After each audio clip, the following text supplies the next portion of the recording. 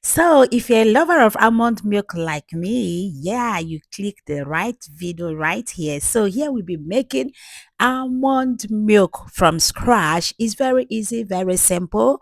So, and very healthy also. So, I'm not going to be wasting much of your time. You are going to be spending just 3 minutes, 57 seconds on this video, and you will be learning three things. So first of all, we'll be making the almond milk first. So at the end of this video, I have a bonus for you. So keep watching. So all you have to do is soak your almond nut overnight, wash it in the morning and put it in your blender. Add that. I added 6 dates and the 4 cups of water to that for 2 cups of almond nut and pinch of salt. Go ahead and blend it very well. Blend it very, very well so that we are going to be squeeze out all the milk from it. Because what you cannot afford to leave any milk on this after testing this homemade almond milk. So this is it. We have our milk. So all you are going to do now is pour it in your milk container and put it in the fridge to be cooling. So while this will be cooling, we are going to be making use of that almond pulp we squeezed out. Okay, we are not wasting anything here.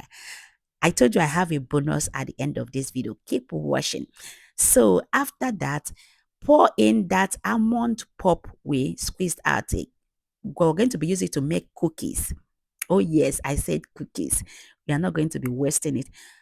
You can as well dehydrate it and blend it and use it as almond flour. So yes, but first of all, we're going to be using it to make almond cookies. After dehydrating it, you can still use it as to make almond cookies as well. So go ahead and add all the ingredients needed. You see all I'm adding: baking powder. Then go ahead. I measured 1 cup of it to this. Mix very well. Then bring out your baking pan and put baking sheet and then scoop it and any shape you want. Go ahead and scoop it out and then we're going to be baking it.